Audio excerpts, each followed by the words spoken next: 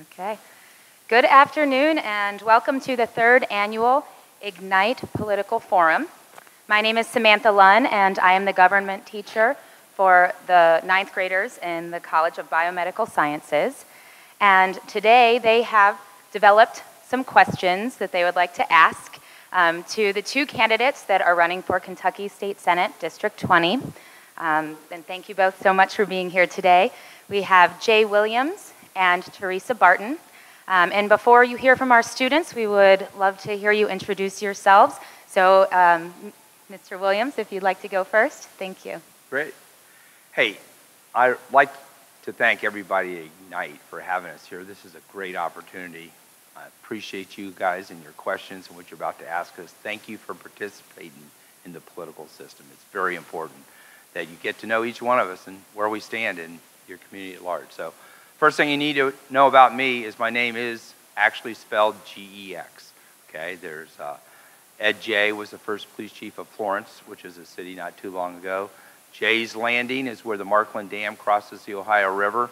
It was a Civil War battle fought at Jay's Landing, and the first Jay family came to Kentucky about 1820 census in Carrollton. So the French Canadians say Jay, but here we just say Jay, just like for sales and gent. You know, we know how to pronounce the French language apparently. So you can call me Jay. I've been called a lot of different things. It's fun as you go through history. I have 6 children. My wife Judy is here. We've been married 47 years. She was actually trained as a teacher, as was my mom. I went through 2nd grade twice. First time while my mom was pregnant, teaching 2nd grade. And I have a daughter that's a teacher as well. She's a music teacher. She actually provides intern opportunities at NKU. So we raised our 6 children here. I now have 14 grandchildren. I was in the Senate back in the 90s for 8 years. I worked across the aisle at a time when I was in the minority out there. I am a Republican. I was in the minority.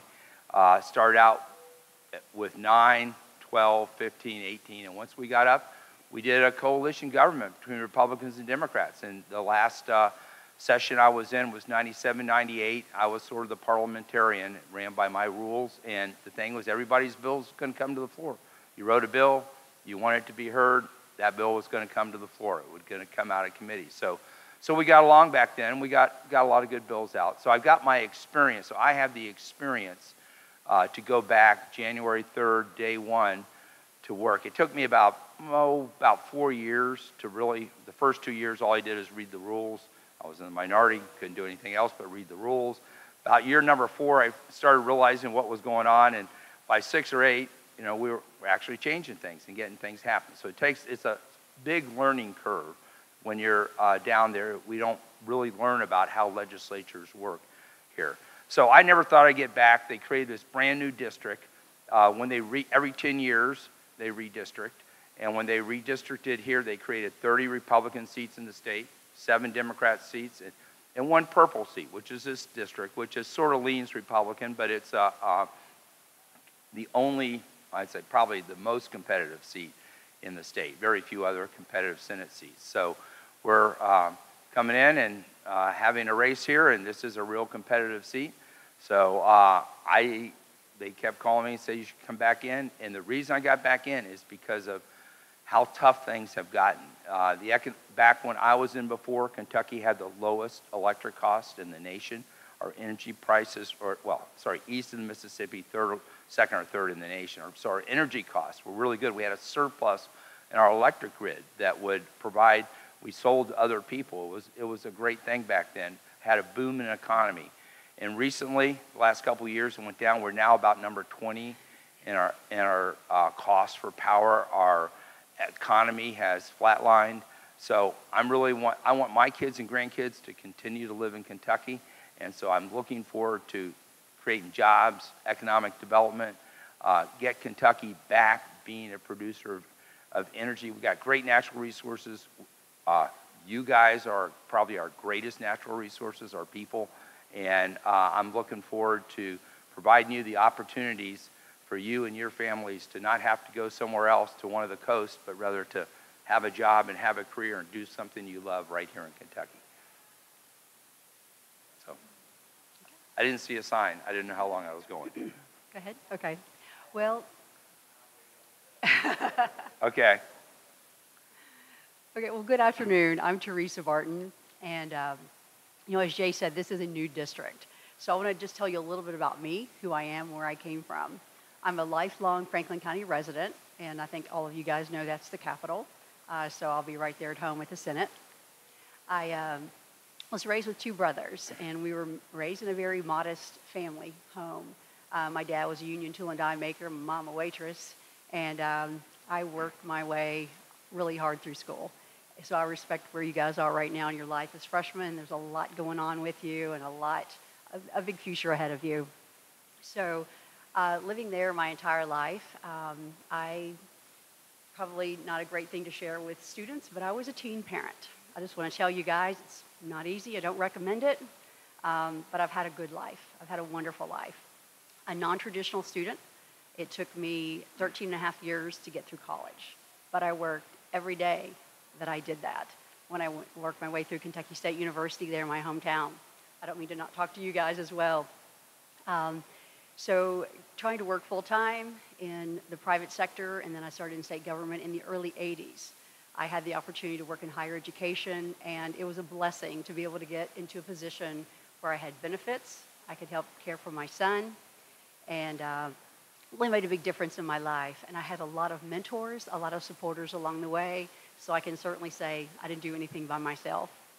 I've had the good fortune, actually the great fortune, of having supportive parents, two brothers who, we were raised with just hard work ethic and great parents who had wonderful ethics. And, I just feel like I'm one of you guys when it comes to you have the everyday struggles of life and you just make the best of it and you persevere.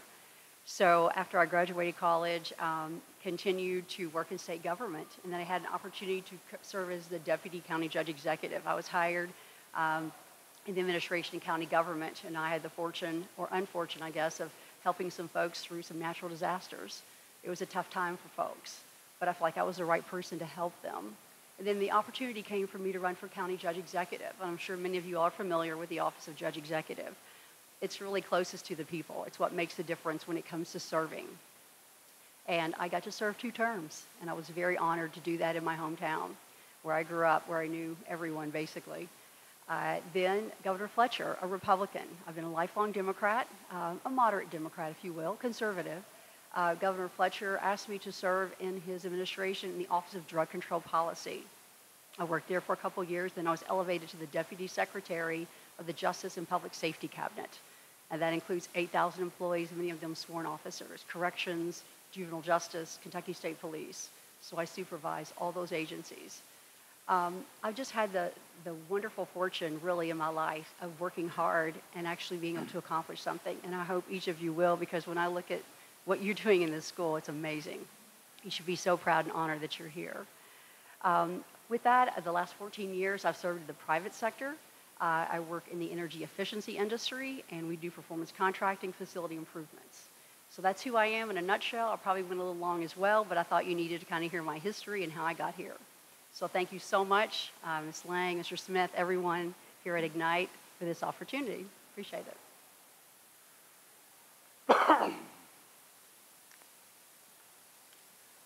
My name is Bahadir, and this question is for... Ms. Barton. Most people agree that the cost of healthcare is out of control. A survey of more than 900 Kentucky adults conducted found that 72% experienced healthcare burdens in the past year. Critics blame this on the fact that most healthcare in Kentucky is administered by private companies and individuals. So do you think this is a problem? And if so, what can be done to fix this? I apologize. I'm having a little trouble hearing.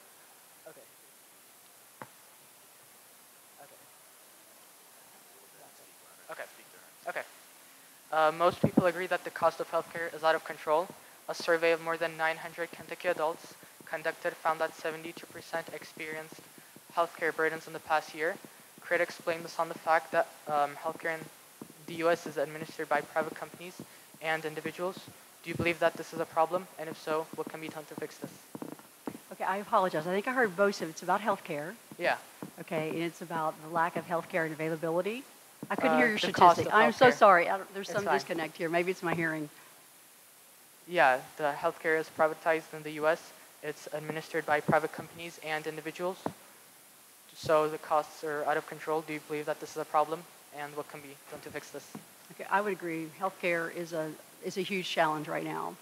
I actually serve on the Franklin County Regional Medical Center Board of Directors, and we are facing a tremendous number of shortages when it comes to doctors. I know statewide we have a lot of a shortage of nurses. Right now, we struggle with getting travel nurses and other medical professionals to serve in the hospital. It's a real concern, and I think it's something that we can continue to work toward in Kentucky. We have a lot of programs that are available that can help those who are either in a poverty area, or there are programs that you absolutely can use, you can apply for, of course, and be eligible for.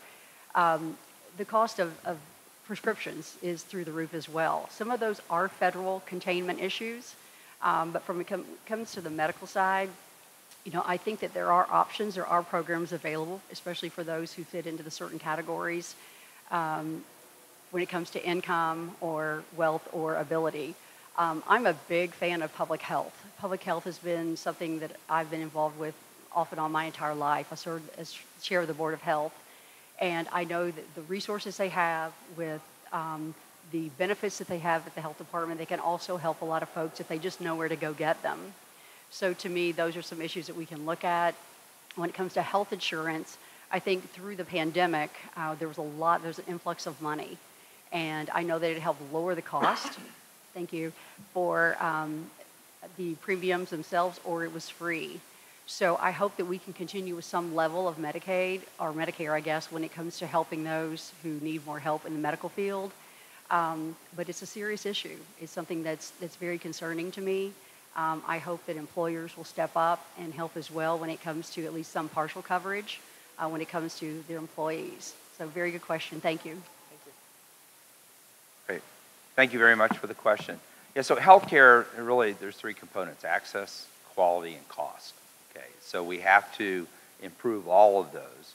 I think we have done a lot with access, but particularly in our rural communities in Kentucky, we have a serious access problem because there's some rules and regulations that limit access in rural areas, and we need to improve that access in the rural areas. And even in some areas that are developed, you have things that keep the number of hospital units or the number of nurses or the number of really medical equipment, access to a medical equipment down because they think it's not cost effective. Okay, so access is one thing. And when we're dealing, I think you're asking about private health care versus government health care on that. And you have to realize that government health care, even though it can provide universal access, okay, that might help improve that. It might help improve that.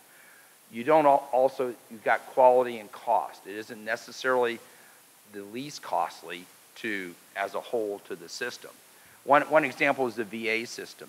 The VA system, all veterans, which I really support, we need to provide a lot more, but it has been neglected for years, okay? And the VA was not accessible by the veterans. It wasn't providing the quality care. They didn't have to pay costs. But the cost of it was really not cost effective either. But it really is the accessibility and the quality of care. And so one of the things that we're trying to do for veterans now is actually to enable them to go out of the government VA system where they have a local hospital they can access and where they can get care that may not be provided there. So I fully support the veterans. I fully support them being able to get access to non-governmental health care that is best served them. And actually, my son's active duty military. He worked in a military hospital. They've got free care. They've got access. But he needed to go somewhere else to get quality at one point in his career.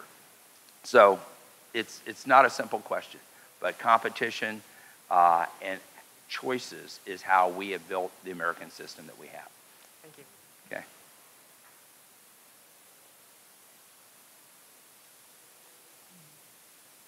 Hi, I'm Sophia Smith. Hey, and Sophia. This question is for candidate Williams. In 2022 alone, Kentucky has suffered 14 school shootings. Some students are bringing such things as bulletproof backpacks to school. This is a very tragic thing to see in our state and our country. According to polls, 45% of Americans support armed teachers. What are your thoughts on this and how these precautions are being taken? No student or no teacher or administrator should have to feel they're being educated in an unsafe environment. We need to take more steps than we have in providing safety and a really safe learning environment for schools, for education. We provide that security at airports. We provide that security at malls. We need to provide that security at the schools too.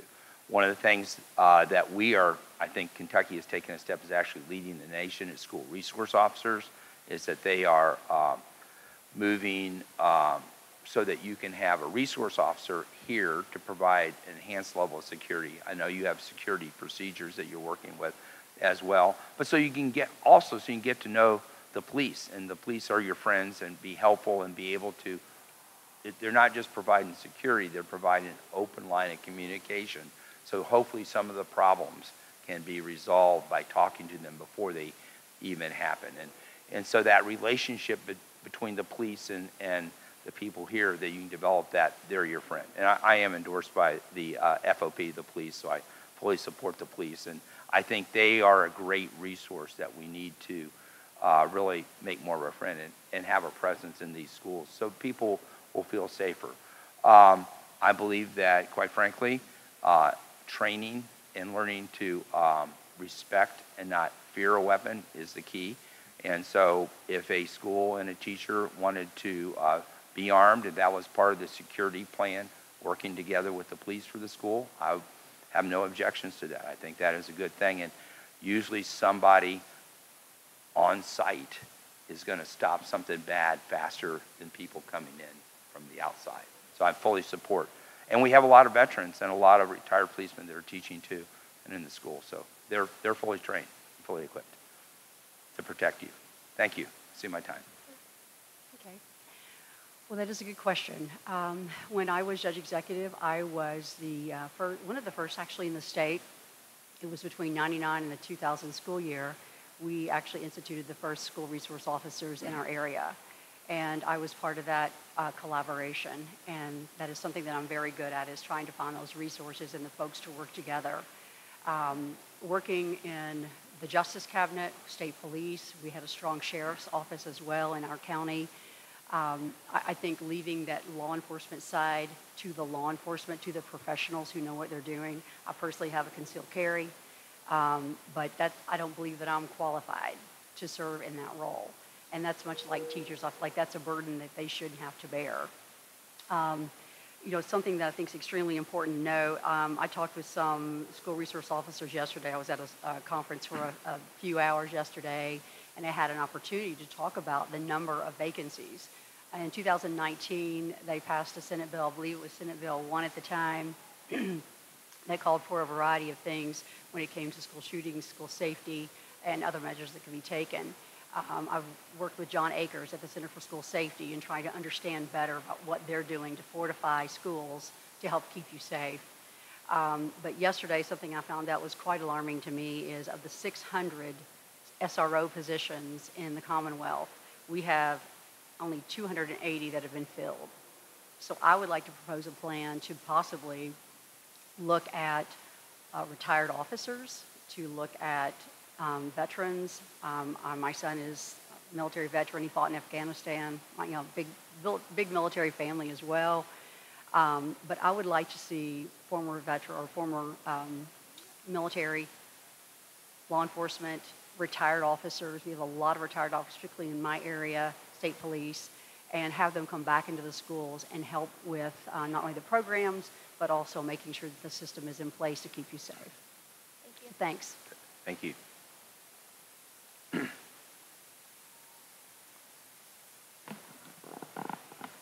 Hello, my name is Alan, and my question is for Ms. Can you get a little closer?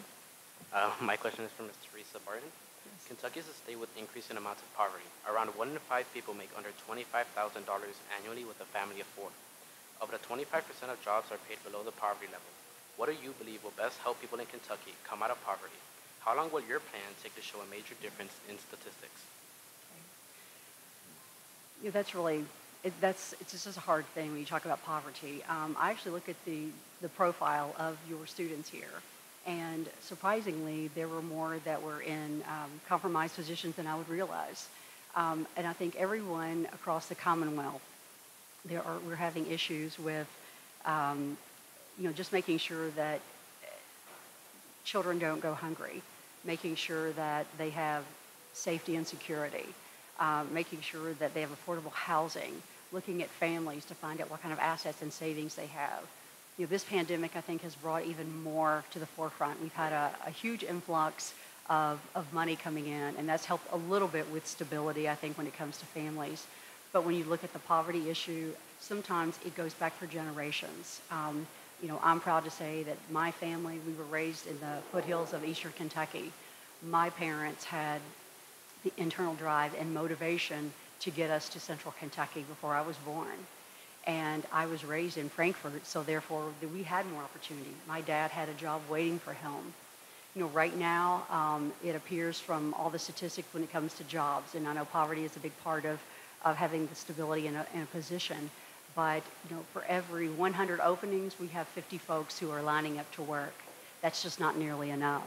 So we need to make sure that they get the training they need, the education that's required in order to, not just education from a formal standpoint, but to understand where you need to go to get the help to help raise your family in a way that they're not hungry and they don't have housing compromised.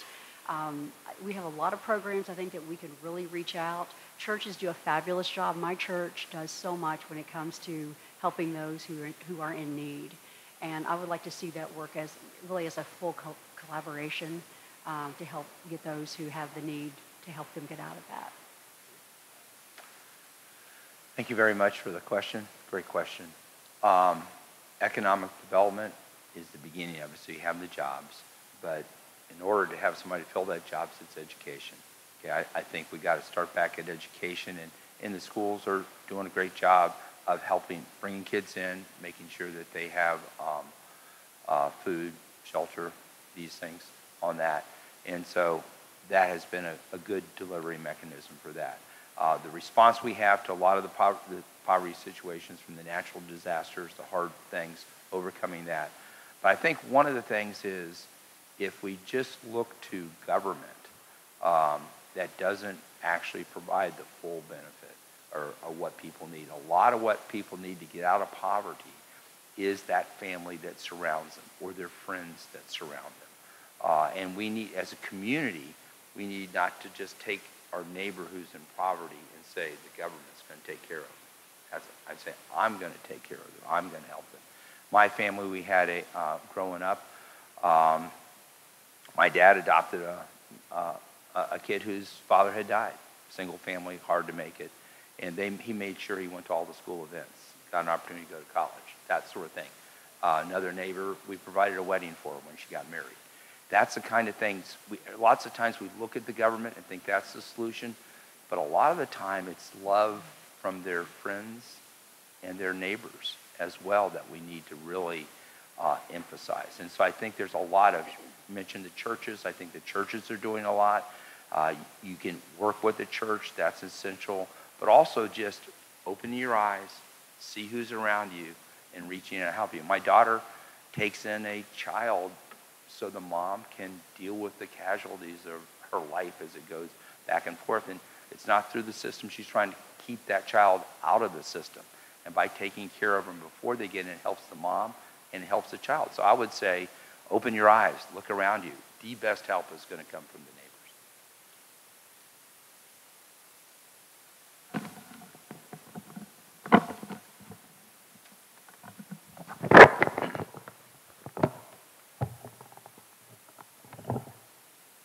Hello, my name's Aaliyah, and this is for Jay Williams.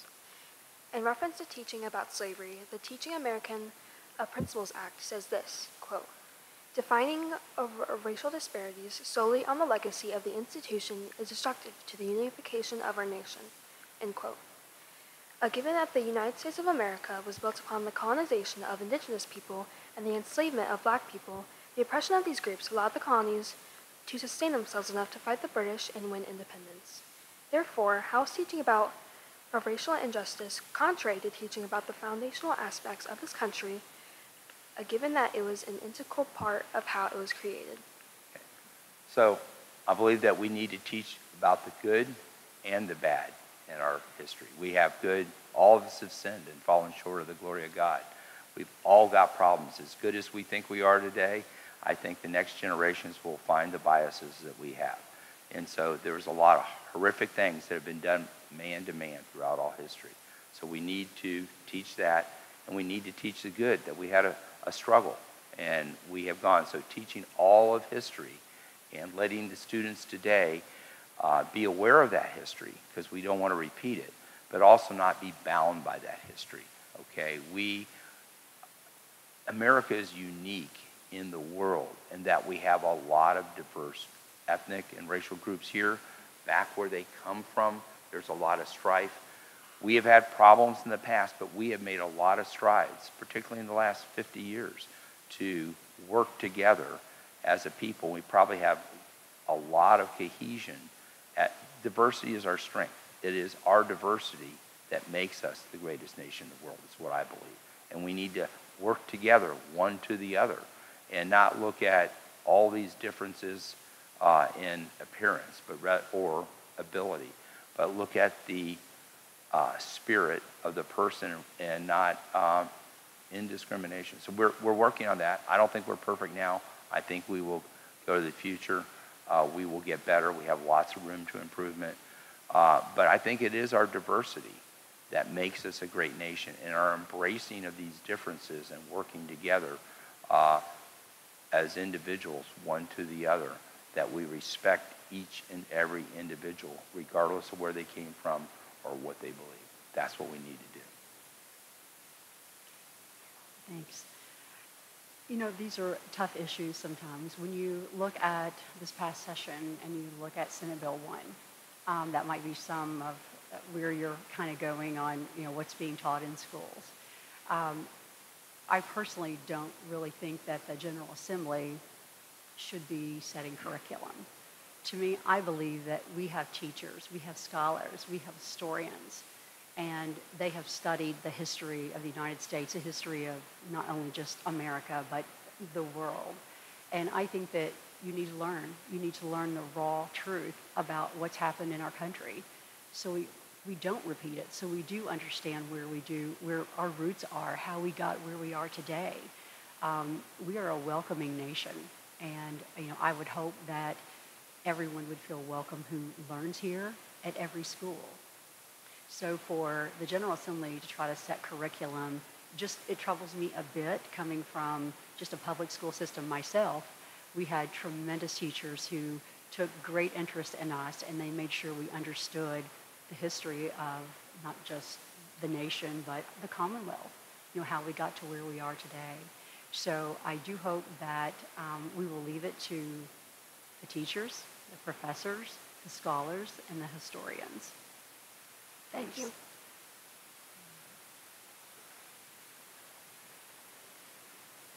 My name is Brindi Chadwick, and this is a question for Teresa Barton. In Kentucky, invasive plant and animal life are overtaking native species, all while demolishing and unbalancing ecosystems.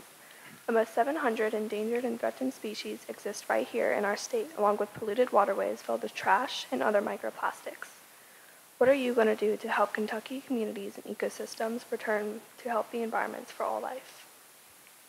Could you ask that one part again? All I heard was environment, and I couldn't hear it all. I'm so sorry. I think I'm having trouble. I don't know if it's the acoustics or me. We're both. It's not just you. No, it's not just okay. you. The mic needs to be up a little bit, I think. A little closer to the mic? In Kentucky, invasive plant and animal life are overtaking species, all while demolishing and unbalancing ecosystems. Almost 700 endangered and threatened species exist right here in our state, along with polluted waterways filled with trash and other microplastics. What are you going to do to help Kentucky communities and ecosystems return to healthy environments for all life? Okay, all I got mostly was healthy environment.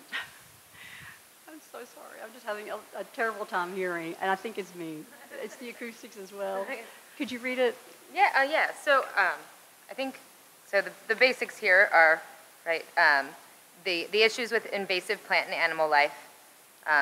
you said almost 700 endangered and threatened species. Yes. Polluted waterways filled with trash and microplastics. So how are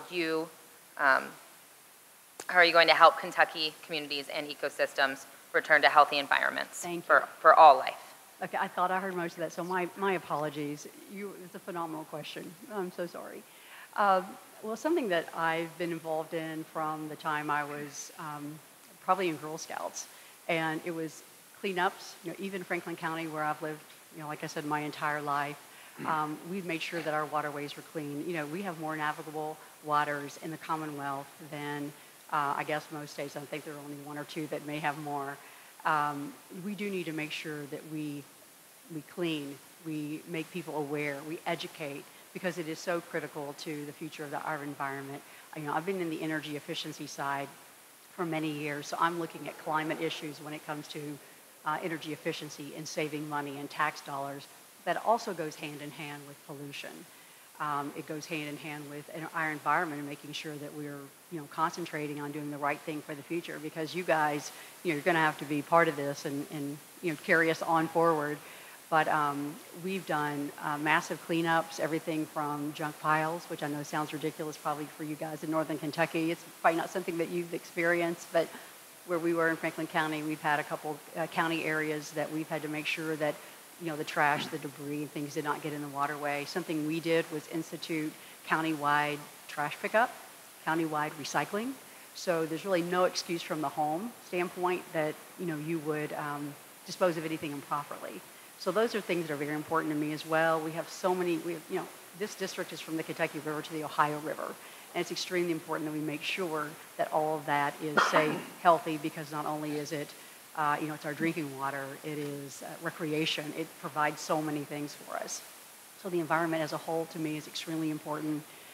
When it comes to those issues with EPA or the Corps of Engineers, we need to make sure that we consult with them anytime we do any modification to the land, just to make sure that we're not ruining something for the future. But good question, my apologies. So sorry for not being able to hear very well. Thank you. Great. Yeah, great question. I come from an engineering family. Kentucky has more miles of navigable waterway than any state but Alaska. And we were the strength of America between the 1800s and 1900s because everybody else was trying to build canals for roads, and we had a built-in infrastructure, okay? In the course of history, we haven't taken good care of that infrastructure, okay? One of the things that we need to do, and just up here we have Sanitation District number 1 that has cleaned up our waters. I think that they just got an award for our waters up here. They've eliminated the combined sewer outflows. So when you talk to me, there's a lot that we can do, but really it starts with sanitary sewers, the stuff we don't see underneath our feet, and working with that. That's the number one thing, and I think we're making good progress for those counties. But we got some counties that they put in these little package plants out in rural communities and think that's going to solve it. They're going to start polluting. You have to come in and have a regional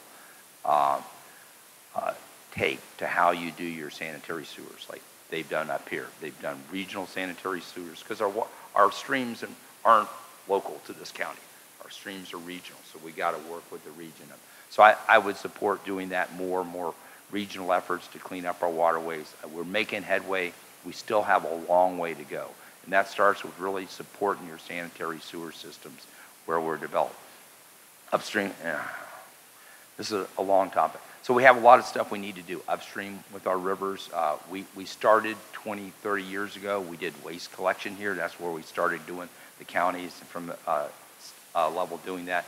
But we still got to get up to those hollers and clean that up. We're reintroducing new wildlife. I could talk all day on this subject. I'm very passionate about it because our Kentucky, in my opinion, is the prettiest state, most beautiful state in the United States. We have water and resources like not most other states do. So we need to respect that as our national. And I was a Boy Scout leader, and we went out there all the times. And I'm way out of time. I'm about to get beeped. So anyway, I will do whatever I can to keep our number one natural resource, our natural resource number one. Thank you.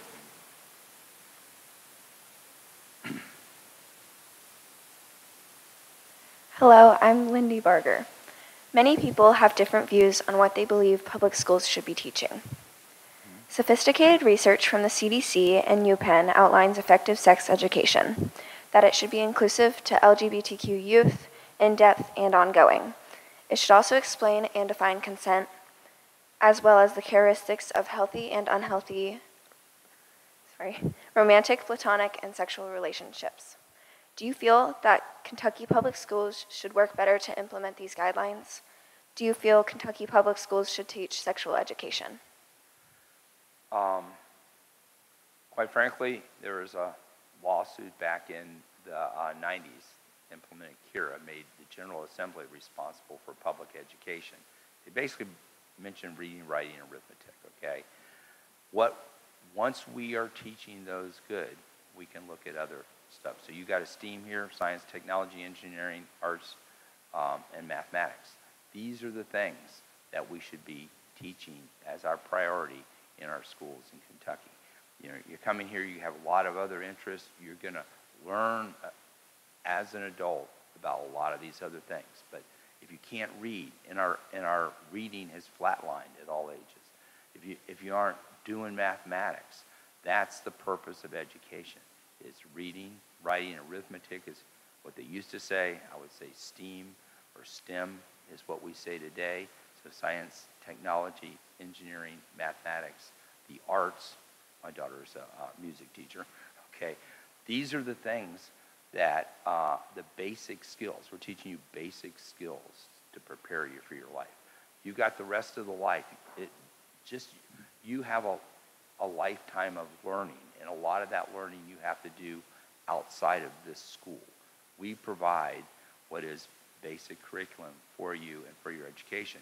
And it's really the local school boards that, not the General Assembly, but the General Assembly has taken those curriculum decisions back up to your superintendent, your local school boards, and your site-based council. So they are the ones that are primarily responsible for that curriculum. But the General Assembly says you have to be successful at teaching reading and math and writing. That is your number one priority that we're putting public money into. That doesn't mean you can't go off on your own and use non-public money or your life to do your own research. You need to educate yourself outside of these schools. But our public education is going to be about the STEAM education. That's what I believe. Well, you asked several questions, and so several of those are, I'm sure, controversial in a lot of areas. But any of our students, regardless of, LGBTQ, whatever it is, we need to make sure that students are cared for, that they aren't bullied, they aren't harassed, that they have the opportunity to prosper in school. There is no place in school for someone to not feel that they don't belong, regardless of where you come from, what's your race, your religion, any of your background. So that's something I hope we can always focus on in schools. We have too much when it comes to teen suicide. There are a lot of just traumatic issues that children are facing these days. You know, when I grew up, this was a long time ago. None of you guys were here. It was the 60s. You didn't talk about a lot of things in school. The kids talked about it, was not taught. We live in a different time. There was no internet. There was no Facebook, social media, TikTok, all the things that you all are subjected to. We need to make sure that we take the curriculum with the teachers, because the teachers are the experts. You guys are the ones who know how to teach, you know what to teach. And we need to make sure that you all are nurtured. I agree in the basics. School is for education, it's for you to learn, but also to learn about yourself. I was in 6th grade, and we had a doctor. It was one of our our students' dad, who came in and talked to us about sex education. That was in 6th grade. And that was just basic understanding of human health. And to me, it needs to be age appropriate, absolutely age appropriate. But you need to have professionals to help teach you about your bodily function, health, taking care of yourself, not just your physical health, your mental health. So to me, the schools can provide a lot, particularly when it comes to public schools, and my time is up, but I feel for students today. It's not like it was when I grew up, and you all are facing so many things, and I would hope that the schools could help provide that through counseling, professionals, teachers, and make sure that you are getting the education that you need. Can I take a 30 seconds? So, be yourself is what I'm going to say. It's everybody, we have a bunch of individuals. You're going to learn a lot of things here, but be yourself. The greatest thing, God made you a unique person, a unique individual. Don't conform to any sort of roles or caricatures or stereotypes. We're all individuals. And be that individual and be fully embrace the individual that God has made you. That's the best thing to do. And realize we are all not like our neighbors. We're all a little bit different. There's some things that are alike. There's some things that are different. But each one of us is an individual with a tremendous amount of potential. We take this learning and we uniquely apply it to our life in the future. So that's what I would say.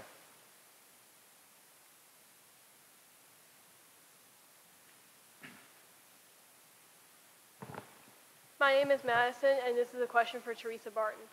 In Kentucky, abortion has been banned, and according to a poll, 65% of voters say that they don't believe that banning abortion will stop incest, rape, or accidental pregnancies, and that there is a potential increase of about 21% in pregnancy-related deaths due to the ban of abortion. My question is, what are you going to do to address women's health and sexual assault cases, as well as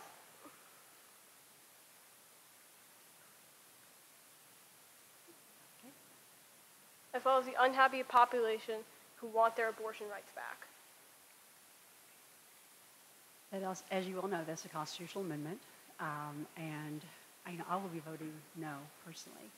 And let me tell you why. I was a teen parent, as I mentioned earlier. I'm truly not for abortion on demand. I'm not for public funding of abortion. But I believe that we need to have reasonable restrictions as well as reasonable exceptions.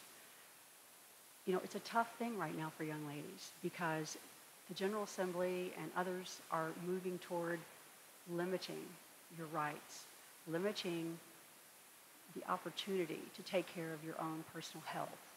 I've always said, from a personal standpoint, I would consider myself pro-life. But when I look at how it affects others, I believe that we need to make sure that there are exceptions in place. Rape, incest, ectopic pregnancies. I've talked to so many OBGYNs, and they're very concerned not only about their career, but how they're going to serve the women in which they are their patients. So we need to make sure that we are very serious about those exceptions, but also I believe that there should be some restrictions, and that's my personal view. I think the population of Kentucky, they're going to speak loud and strong about where they are in this position, on this particular issue. I've always said that it's between your faith, your family, and your physician. Not everyone has the faith, but if you have your family and your physician, then you should be able to make that decision. Never late term, but I do know that there are exceptions when it comes to the woman's health, and that's what we've got to really look at is the woman's health. So to me, as I said, there should be reasonable restrictions. We also have to have reasonable exceptions that will allow a woman to make a medical decision with her doctor and her faith in her family. Good. It is a tough issue. There's a lot of people on both sides of the issue. And it's because a lot of people see that there are two people involved here, the unborn baby and mother. And they want the best outcome for both of those. And so it gets to be emotional on both sides of the issue because there's a lot of hard cases on this. One of the things, if you look at this amendment, you have to look at the Constitution and you look at the legislation. And in reality, if you vote yes, and I am yes for constitutional amendment number 2, if you vote yes, you will still have, and they are currently, exceptions for the life of the mother. There is nothing in our current law. The ectopic pregnancy, that is just a red herring because no ectopic pregnancy is disallowed under the current law. And the health of the mother is always of concern. But when you have issues in healthcare where you have two individuals involved, like in a tragedy, an accident, they always try to save as many people as they can. That unborn baby is a person with a distinct genetic code, and so you're trying to help both of them survive, and that's the purpose of this legislation. That's what a lot of people strong freely. Now, if you vote yes, we can still have taxpayer-funded abortion on demand. If the legislature votes for it, so a yes vote does not eliminate taxpayer-funded abortion on demand. If you vote no, what you're really doing is allowing some judge in Louisville, their opinion of the Constitution to provide taxpayer-funded abortion on demand. And I'm absolutely against taxpayer-funded abortion on demand. And voting no, that right in the Constitution, which has never been found for 200 years in this Commonwealth, has been found by a Jefferson County judge. None of us had any input to it. It's the legislature that has to deal with these issues between two people. That's what they do, is they work with this, not some judge that we didn't elect. So that's why I'm yes. And because you can have all the protections, and those protections are there. Don't listen to the noise that's out there. They're trying to scare you. Don't be scared. Read the law. Read the Constitution. Read the sections. All right, thank you. Thank you. I would like to do a quick follow-up. And you all probably aren't up for someone talking about their opponent, but I think I want to do it right now. If you look at the questionnaire for the Northern Kentucky Right to Life, which I know this is a very strong issue in Northern Kentucky. If you look at the questionnaire, not only is a 100% right to life, which my opponent is, you will not have birth control pills, standard birth control access. I have a son who he and his wife had an in vitro baby. He's the most wonderful 5-year-old grandson I've ever had. I mean, he's just amazing. That would not be permitted. What do you do with the eggs? Is it going to be murder if the doctor has to dispose of those embryos? So we need to think long and hard about what this is going to mean to the future. You know, I'm not for abortion on demand. You know, putting these things into my, on my side, like taxpayer-funded abortion, that's not going to happen. It's not abortion on demand. These are life-altering decisions. And if you don't have access to birth control, when you become a young lady and get married, who are we as a society? So we're going to keep you from that. So those are just some things we really need to think about. These are scary issues. They're long-term effect. And the General Assembly is a supermajority right now. And if they only gave you one exception, which is life of the mother, you have physicians that are in a position, and I'm not one, I'm not an expert, I'm not a medical expert, but I've spoken with several to get their take and understanding. We're going to have a lot of issues with young ladies in the Commonwealth. So I just have a little bit of concern about that. I just want to make that clear. And you can come back. I'd like to take 30 seconds. So I'm not against birth control. I don't know on that. But the in vitro fertilization is a very issue. A very close friend of ours that works with this just adopted 2 snowflakes. These were embryos from a in vitro fertilization, and they were the excess embryos. And they adopted them, and they're implanting. She's pregnant with these 2 adopted embryos that are not from her. So we have the technology. A human being, we are unique individuals, and we have a unique DNA. And we have the technology to protect us all on that. So that is one way that you can deal with the in vitro fertilization. So there's ways to do it. Our technology can do it. And so I'm not against birth control.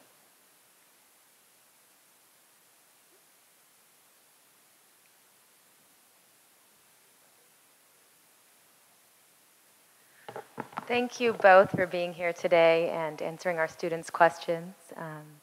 It meant a lot to us, and we really appreciate your time. Thank you. Thank you. Thank hey, you this all. is great. Thanks so much. Thank you guys. Really appreciate it. you guys.